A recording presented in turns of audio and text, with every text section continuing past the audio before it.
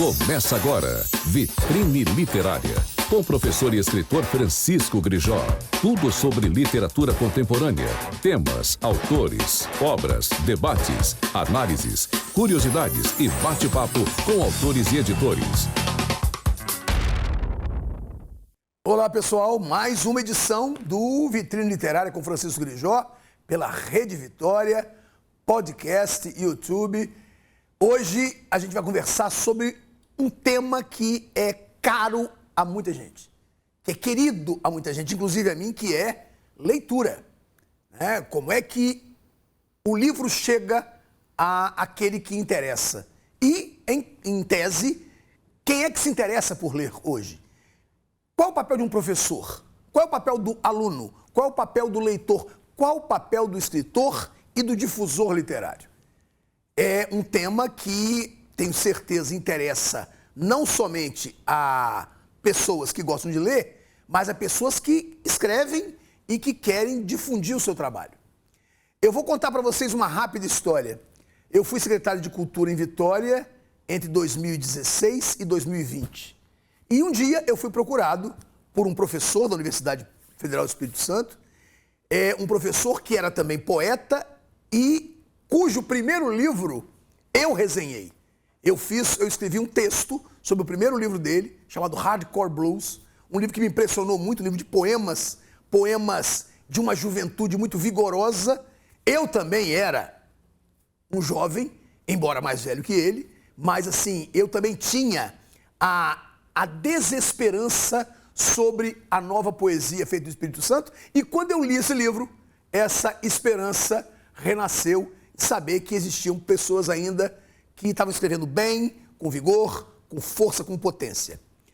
Esse poeta depois se tornou professor, fez mestrado, fez doutorado, se tornou professor na UFES e tem um grande projeto sobre leitura e sobre qualificação do professor. E é justamente sobre isso que eu quero conversar hoje. Esse poeta que está aqui ao meu lado se chama Orlando Lopes. É uma honra ter você aqui. Nós já conversamos muito sobre esse assunto que a gente vai conversar hoje. Infelizmente, eu não pude colocar em prática tudo com você, sobre o projeto, mas eu sei que o projeto andou bastante. Eu me lembro que eu cedi alguns espaços da prefeitura na época, espaços culturais, para que vocês pudessem desenvolver o trabalho. Orlando, muito obrigado por você estar aqui. E antes de a gente conversar sobre sua poesia, eu prefiro conversar sobre leitura. E a questão é, qual o papel do professor atual? Esse professor está conseguindo fazer o aluno ler? Eu quero só fazer uma observação. Talvez as pessoas perguntem, mas Grijó, você é professor. Eu sou um professor muito específico. Eu sou um professor de pré-vestibular. Ou seja, eu preparo o aluno para fazer uma prova. Eu não preparo o aluno para ler livros. Não preparo.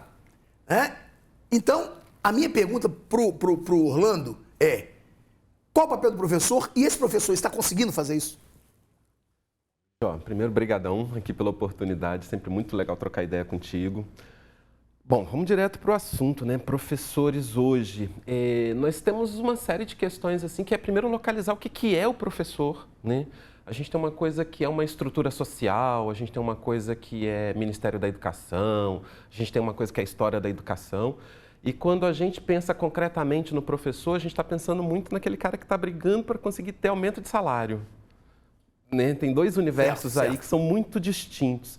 Então, quando a gente pensa no lugar funcional da educação, quando a gente pensa na Constituição, na importância da educação para o Estado, todos sabemos que é importante e tal, o que eu gosto muito de lembrar hoje, e não derivando demais, mas gosto muito de lembrar hoje. A gente precisa voltar lá em Platão, voltar na República, o livro A República, que estabelece o que é a base de uma sociedade, o que é uma base de um Estado, da construção do Estado. Não se consegue fundar uma nação sem ler Platão. Desde o século XV, desde os renascentistas. E aí o Platão ele vai dizer o seguinte, o que é uma sociedade? Uma sociedade é uma estrutura de produção, alguém produz riqueza. Uma sociedade é uma estrutura de segurança, alguém protege a riqueza que foi construída. E uma sociedade é a capacidade de reproduzir a capacidade de produzir e de proteger. Então, produção, segurança e educação. A sociedade é isso, né? A gente vai encontrar, por exemplo, uma derivada disso, quando a gente pega lá o termo magistrado, por exemplo, né? A gente fala função pedagógica do direito. Então, tem uma coisa toda que está nesse universo e que depois, quando a gente vai pensar em educação básica, parece que isso dissipa um pouco, né?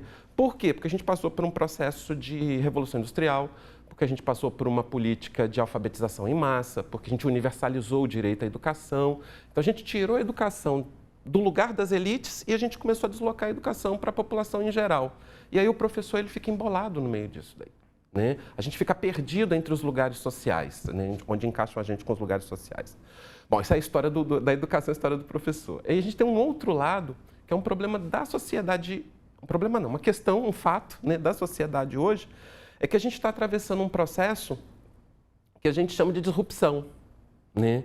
O pessoal que trabalha com a inovação, né, vai falar, olha, você está com um mundo mais rápido, você está com um mundo mais veloz, você está com um mundo que nunca teve tanta riqueza, você tem conflitos políticos, conflitos ideológicos, novas economias e tal. E aí você está tendo uma rasgada dentro da estrutura de sociedade, né? O professor Francisco, que estava sendo entrevistado aqui agora, ele falou, ninguém mais quer ouvir, todo mundo quer falar, né? Então a gente tinha uma cultura que ia, sei lá, até 1950, 1940, patriarcal e tal. Você tinha um centro, você tinha uma autoridade, uma pessoa falava, aquela autoridade emanava para todo mundo e acabou. E nós passamos por um processo que a gente quer chegar numa democratização social mais efetiva, tal, né? E muitas vezes é aquela coisa da falsa democracia, né? O espaço de uma fala indistinta, um espaço onde ninguém tem legitimidades para colocar, todo mundo é legítimo, então ninguém é legítimo, tem questões aí, e o professor fica atravessado no meio disso. Bom, fechando a questão, eu acho que se a gente for pensar qual é do ponto de vista da leitura, do ponto de vista da formação humanista, o que é o lugar do professor hoje, o que é a grande questão com o professor, eu acho que o professor hoje é aquele que vai salvaguardar o lugar da crítica. O lugar privilegiado do professor, o espaço que a gente não pode perder do professor é o espaço da crítica. Por quê? Porque o professor é o que escolhe o que os alunos vão ler. Né? E quando eu escolho, eu estou mostrando uma coisa, eu estou escondendo várias. Isso é uma responsabilidade muito grande. Então, o professor tem que ter gosto apurado, o professor tem que ter educação estética apurada, né? O professor tem que ser uma pessoa com sensibilidade. Para quê? Para ele poder transmitir essa sensibilidade para as pessoas. Mas me diga, como exigir isso? Você deu uma dica nesse seu discurso que é bem interessante. Como exigir de um professor que tenha essa excelência crítica se ele é obrigado a dar muitas aulas por dia, ele é obrigado a corrigir muita coisa em casa, ele não tem grana para ficar comprando muito livro, né? Ele não tem o aparato tecnológico necessário, né? Um Kindle, por exemplo, para poder obter livros digitais. Como exigir do professor que ele faça isso? E mais, há uma exigência que não é só estética do professor, é intelectual. Como fazer um professor hoje ter o acesso a esse cabedal intelectual e como fazer para ele veicular isso aí?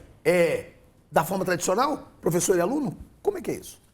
Eu acho que em termos de infraestrutura, não tem nada que a gente possa falar a não ser a responsabilidade do Estado, a responsabilidade da sociedade. Recolhemos muitos impostos, temos um volume muito grande de impostos. Acho que cada vez mais se reconhece o lugar estratégico da educação. Volto a falar da disrupção, né? Acho que todo mundo que está preocupado está ouvindo falar sobre inteligência artificial. Então a gente está indo para uma sociedade que a gente não vai mais parar de estudar. Quem estiver dentro da sociedade não vai mais parar de ter informação, de absorver informação. E aí o professor ele deve ser privilegiado. Isso é uma coisa muito óbvia para qualquer gestor sério, para qualquer político sério. Isso é uma coisa, é um diferencial competitivo para usar os termos empresariais, para usar, né, a inteligência hoje ela é uma commodity. Sabe? Você precisa dela, porque senão você não aciona as máquinas que estão disponíveis. Então, não é caro investir em educação. Educação não é gasto, há muito tempo que já se discute essa questão. Sim, sem dúvida. A educação não pode ser pensada como gasto, ela tem que ser pensada como investimento. E o investimento começa a ser dar notebook bom para professor. É dar licença de conteúdo para professor. O cara vai desperdiçar. Olha, sentem os estatísticos, os economistas se virem, porque senão vai desmontar a estrutura de sociedade. Mas me diga, isso não é fácil falar no lugar em que você está? Você está no mais importante centro de pensamento do Estado. E se a gente for ver em termos gerais, a universidade pública é, com pouquíssimas exceções, o local em que o pensamento se desenvolve. Uhum. Talvez, o que eu estou te perguntando é uma pergunta realmente difícil.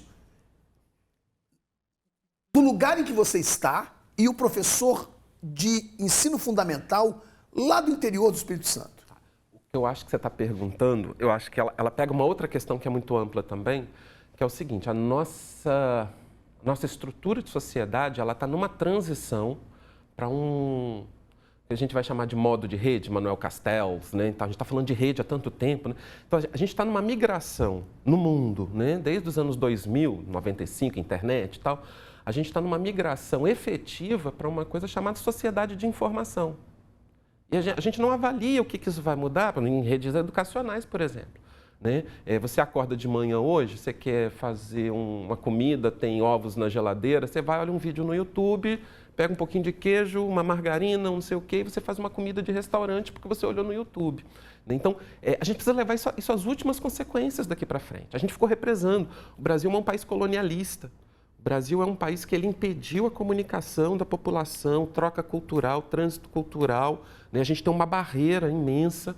E essas barreiras estão caindo loucamente. Em todos os lugares, essas barreiras institucionais, barreiras de comércio, está tudo caindo. E quando a gente chega na educação, parece que tem uma coisa estanque ali. Né? Então, complementando um pouco essa resposta, eu me senti muito refém da universidade, na verdade, porque você fica dentro de uma ilha que ela é aparentemente nem é tão bem preservada, passamos anos aí muito complicados, né? Mas ela tem as suas condições, que são diferentes do que está aí. Eu cresci dentro da escola pública, defendo amplamente a escola pública, acho que a educação é para ser o máximo possível dentro do espírito público. E aí a gente fui falar da escola pública agora e deu uma derivada, deu uma viajada aqui. Como realizar no interior? Como fazer esse projeto chegar ao professor que tem uma série de dificuldades econômicas e sociais e tecnológicas? Como fazer ele fazer um bom trabalho? Como fazê-lo conseguir fazer um bom trabalho? Eu vou te falar a partir da metodologia do programa Relei Fazer, né? Porque aí eu vou ter uma especificidade ali, uma objetividade.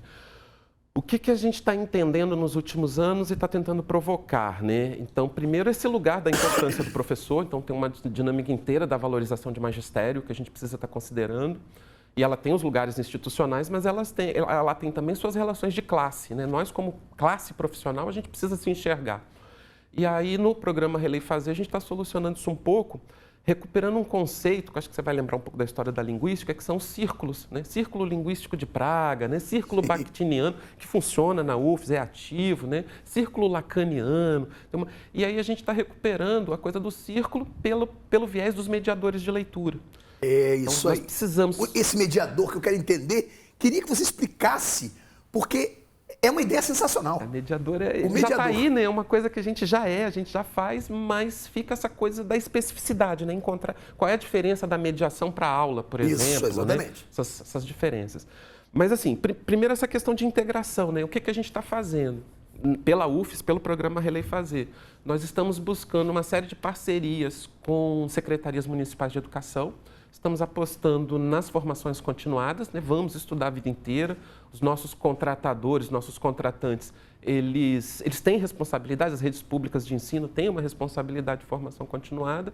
Então, eu acho que é aí que a UFES pode estar funcionando muito, que o IFES pode estar funcionando muito, que é nesse reforço dentro da estrutura pública estadual, da estrutura pública dos municípios, né? Que a gente está pode estar num contato permanente, fazendo aporte de conhecimento, mas essas estruturas, elas são vivas e elas têm mestres, elas têm doutores. Nós agora estamos trabalhando com a Prefeitura da Serra, né, e começamos a fazer o mapeamento lá. Então, quantos mestres a Secretaria de Educação da Serra tem? Quantos mestres a Prefeitura de Vila Velha tem? Né? Muitas vezes, não sei como é que o governo do Estado está lidando com isso, mas você poderia criar cursos de pós-graduação, no meu com a formação de leitores, só com mestres internos de uma rede municipal. O custo de formação baixa, vai ficar um negócio, sabe, um outro custo, né? um outro processo. Então, eu acho que tem esse caminho. E aposto muito, pela formação de professores, né, trabalho com a formação de professores, que é uma recomendação sistemática que eu faço para os meus alunos, que é não dar aula o dia inteiro.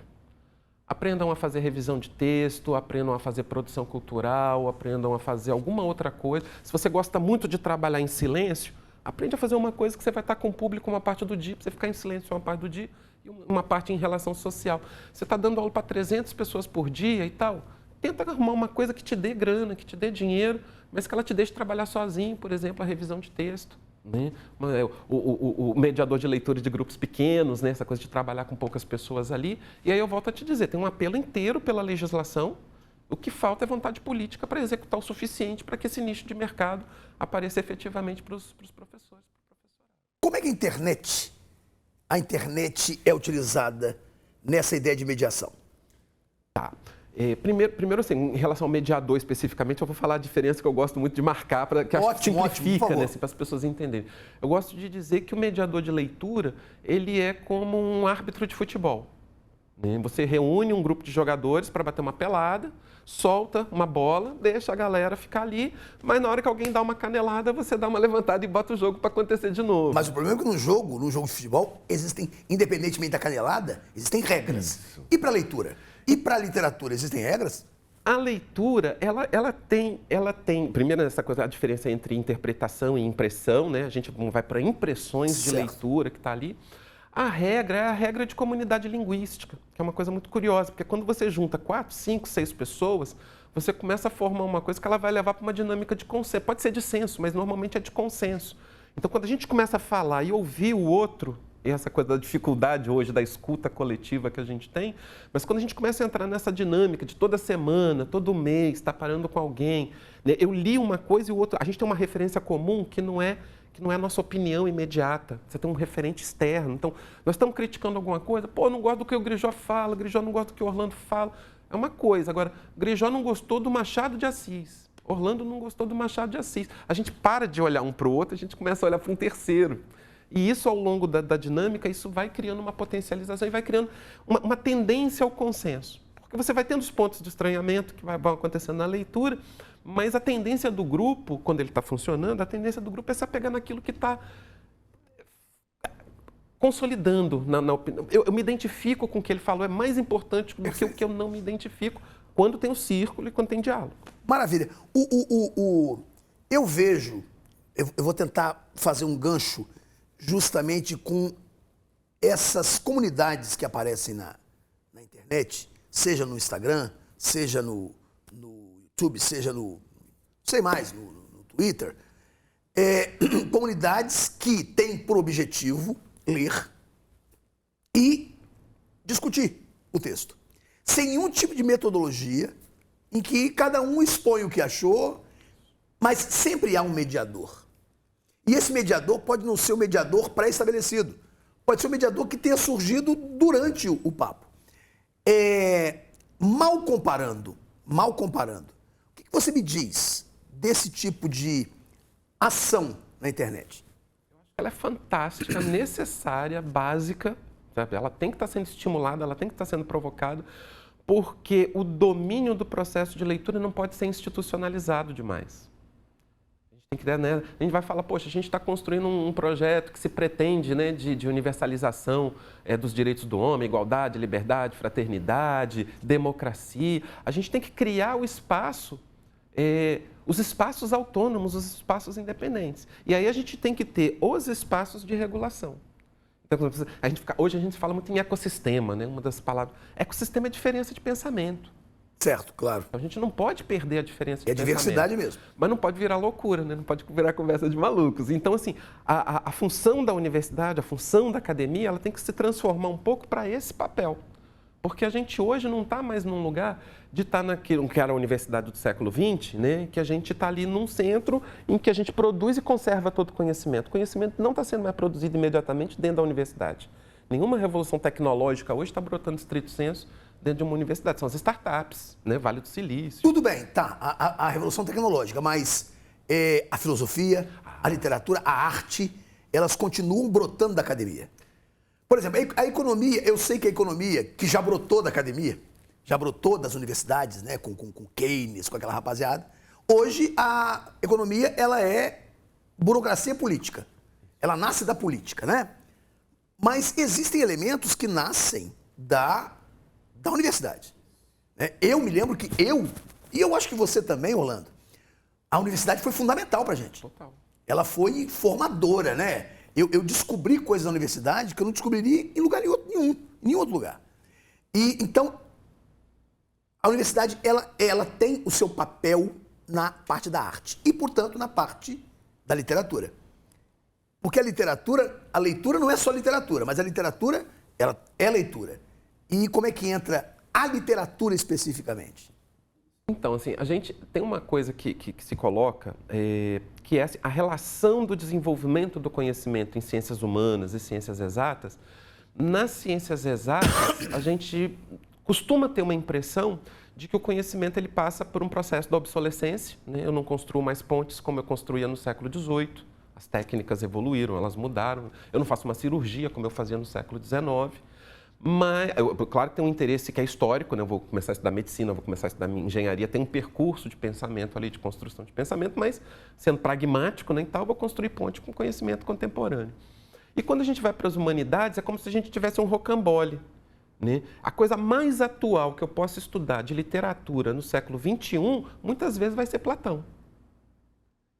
Né? Eu não consigo escapar disso. Mais atual e mais revolucionário. Né? Mais revolucionário, às vezes, é o que é mais arcaico, né? Sem depreciar a palavra arcaico, claro. Mas mais primitivo, mais antigo, mais clássico. Né? Ele está sempre voltando, por quê? Porque a gente está sempre vivendo de novo os dramas da existência humana. E como fazer um professor do interior ler Platão? Eu gosto hoje da ideia dos círculos, eu começo daí, porque a primeira coisa é perder o medo.